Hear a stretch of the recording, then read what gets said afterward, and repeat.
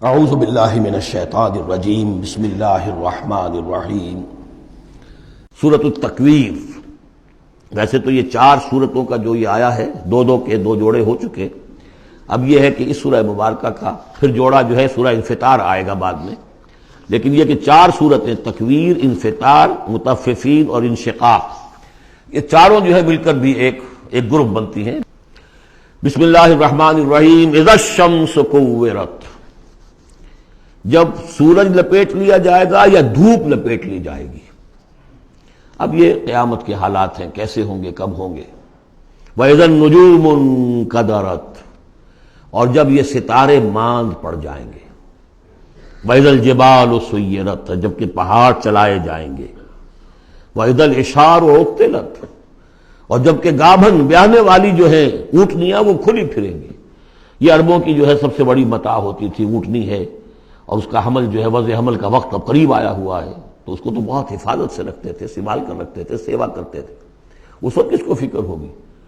خود اس وقت عورتوں کو اپنے حمل کی فکر نہیں ہوگی تو وہ اونٹنیوں کے حمل کی کس کو فکر ہے؟ وَإِذَا الْعِشَارُ عُطِّلَتْ، وہ ایسی پھریں گی کہ کوئی ان کو پوچھتا ہی نہیں۔ وَإِذَا الْوُحُوشُ حُشِرَتْ، اور جبکہ وحشی جانور جو ہیں وہ بھی جمع ہو جائیں گے، ان کے اندر بھی وہ وحشت وغیرہ ختم ہو جائے گی۔ وَإِذَا الْبِحَارُ سُجِّرَتْ، اور جب سمندر دہکا دیے جائیں گے، ابالے جائیں گے۔ یہ اگلی صورت میں بھی آئے گا، وہاں فجرت ہے، یہاں سجرت ہے۔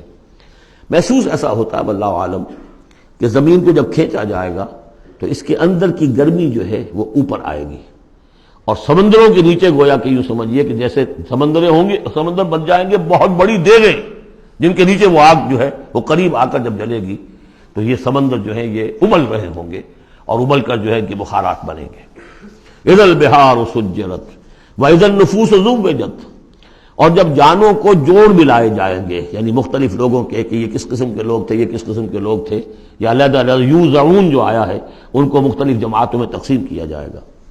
واذا الموءودۃ سئلت، اور جب کہ وہ لڑکی، وہ بیٹی کے جو زندہ دفن کر دی گئی تھی، اس سے پوچھا جائے گا بأی ذنب قتلت، کہ وہ کس گناہ کی پاداش میں قتل کی گئی تھی۔ دیکھیے کس قدر لطیف ہے، اس سے پوچھا جائے گا تجھے کس لیے قتل کیا گیا۔ بأی ذنب قتلت وإذا الصحف نشرت، جب صحیفے کھول دیے جائیں گے یعنی اعمال نامے۔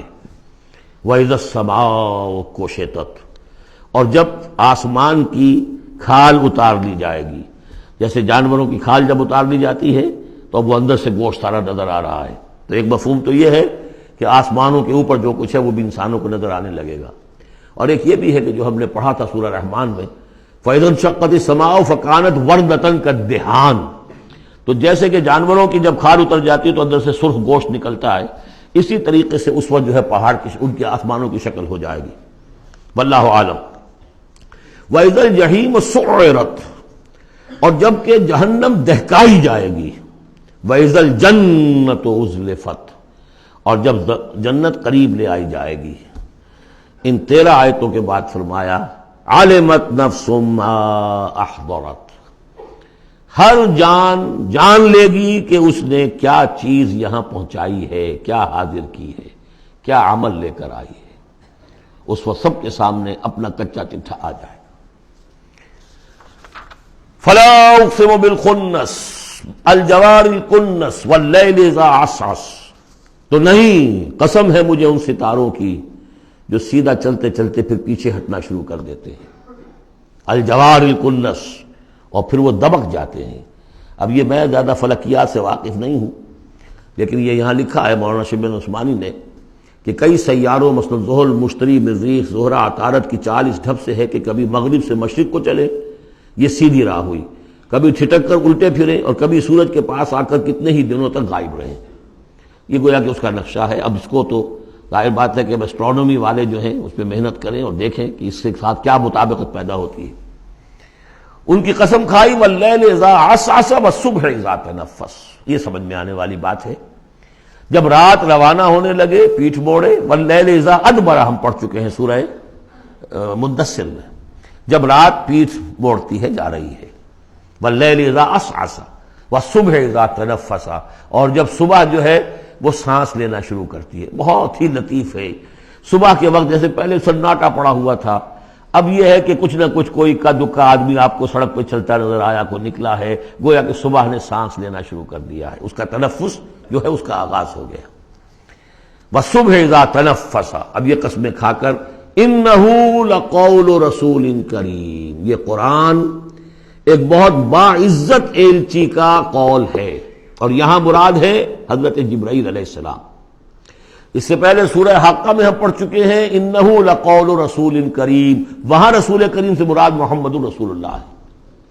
اور سورہ حج میں ہم پڑھ چکے ہیں اللہ یصطفی من الملائکۃ رسلا ومن الناس، اللہ چن لیتا ہے، پسند کر لیتا ہے فرشتوں میں سے بھی ایلچی پیغامبر اور انسانوں میں سے بھی۔